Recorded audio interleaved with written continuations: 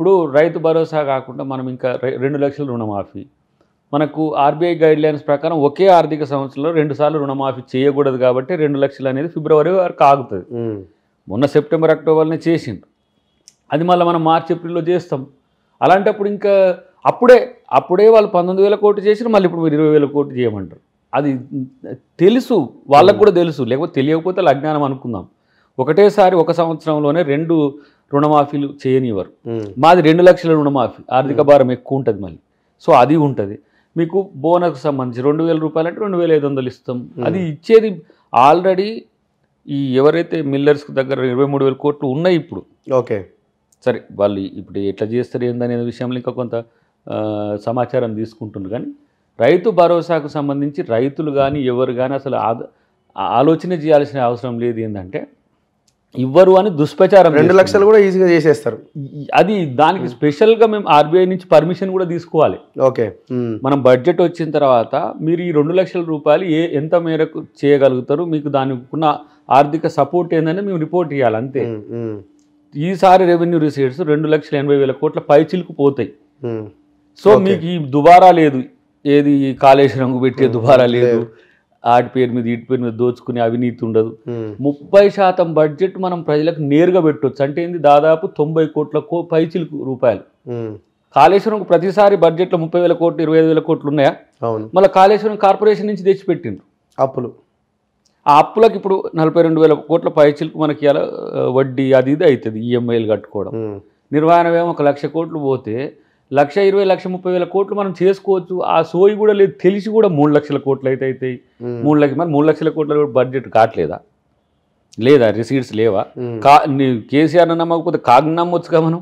Okay, 2.49 lakhs crores అని ఉన్నది కదా లెక్క. కాబట్టి వాటి పెంచుతాము, కేంద్రం యొక్క సహకారం కోరుతాం. బీజేపీ కాబట్టి మేము అడగము, మీ ప్రేమ ఇస్తే చాలు, మీ కన్ను మా మీద ఉంటే చాలు, మా కొడుకును ముఖ్యమంత్రి చేస్తే చాలు అనేది ఏం లేదు ఇక్కడ. అకార్డింగ్ టు రూల్స్ ఇప్పుడు ఎగ్జాంపుల్ ఇండ్లు ఉన్నాయి, ఇందిరమ్మ ప్రతి సంవత్సరం 2 లక్షలు టార్గెట్గా జరుగుతుంది అనుకుంటున్నాను నేను.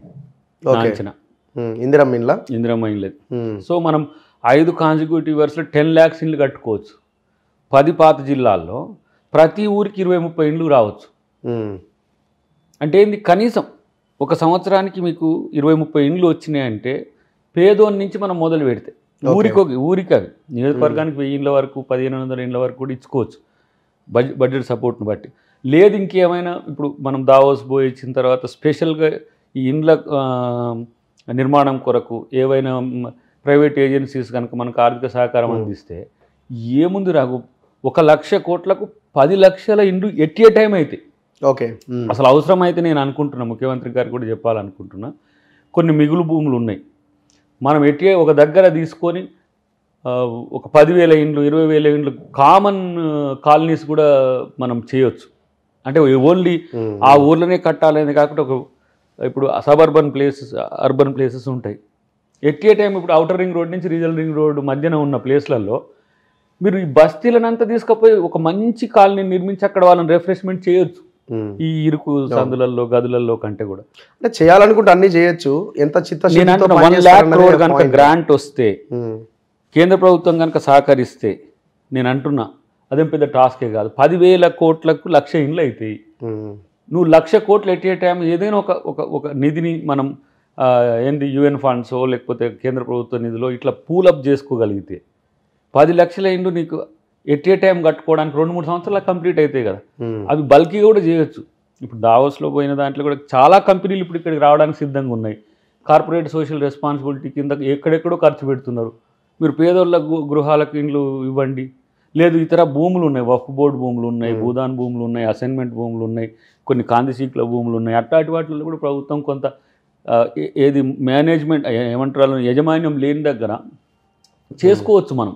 కానీ ఎంత మేరకు ఈ ఆర్థిక వెసులుబాటు ఉండదని దుష్ప్రచారం చేయడంలో వీళ్ళకి ఉంటుంది. కానీ కనీసం పనిచేయాలనే సోయి వీళ్ళకి ఉండలేదు, లేకపోతే నిర్మాణాత్మక సూచనలు ఇవ్వాలని కూడా వాళ్ళకి అనిపిస్తుంది. ఇప్పుడు ఎంపీ ఎలక్షన్స్ తర్వాత ఏమైనా అటు ఇటుగా ఉండే అవకాశం ఉందా? అంటే బీజేపీ కానీ ఇటు బీఆర్ఎస్ కానీ ఆ ఎలక్షన్స్ని ఏమైనా బేస్ చేసుకొని ఆలోచిస్తున్నాయి ఏమైనా? సో నేను బీజేపీ అంటలేదు, బేసిక్గా బీఆర్ఎస్ వాళ్ళే అంటున్నారు, ఇది ఆ ఎలక్షన్ల తర్వాత ఉంటుందా పోతుందా ఏమవుతుంది ఇట్లాంటి స్టేట్మెంట్లు వాళ్ళ నుంచి వస్తున్నాయి. సరే అది వాళ్ళ పార్టీని కాపాడుకోవడానికన్నా అయి ఉండాలా, లేదు నిజంగానే ఆ ప్రయత్నం ఏమైనా చేయడానికి అయి ఉండాలా? నేను అనుకుంటున్న ఈ విజయం 10 సంవత్సరాల కోసం ప్రజలు ఇచ్చింది అనుకుంటున్నాను. 65 సీట్లతో గెలిచిన ఈ విజయం 90 సీట్లకు 100 సీట్లకు పోవడం అనే లక్ష్యంగా ఉంటుంది.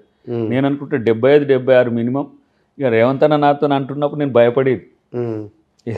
ఏది హెలికాప్టర్లో పోయేటప్పుడు అప్పుడప్పుడు 90 వస్తున్నాయి దాకా జర ఒళ్ళు దగ్గర పెట్టుకొని మాట్లాడు, కొంచెం మంచిగా మైండ్ఫుల్గా మాట్లాడు అంటుంటే నేను భయపడేది. నేనేమో ఎక్కువ మాట్లాడుతున్నాను. ఎందుకంటే ఎలక్షన్ల ముందు ఏ చిన్న మిస్టేక్ అయినా కూడా పెద్ద సమస్య అవుతుంది అని అది ఎక్కేటప్పుడు మధ్య మధ్య నిద్రపోకుండా ఇట్లా అనుకుంటా హాఫ్ అన్ అవర్నే చెప్తుండే, వస్తున్నాం మనం గవర్నమెంట్కి వస్తున్నాం జాగ్రత్తగా ఉండాలని చెప్తుండే.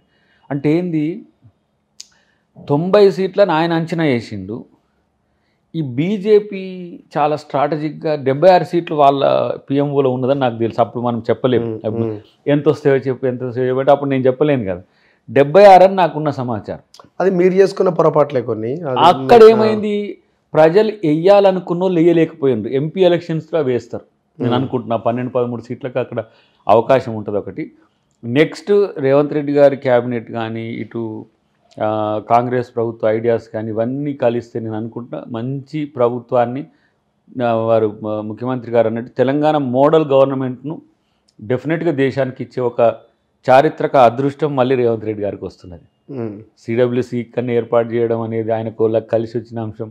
భారత్ జోడో యాత్రలో రాహుల్ గాంధీ గారు ఎక్కువ ఈ ప్రాంతంలో తిరగడం, ఇట్లా ప్రతి ఒక్కటి వారికి అట్లా కలిసి రావడం ఒకటి. తెలంగాణ ప్రజలకు కూడా సో డిస్టర్బ్ చేసే అవకాశాలు ఏం లేవంటారు? ఉండదు, అస్సలు ఉండదు. ఛాన్సే లేదు.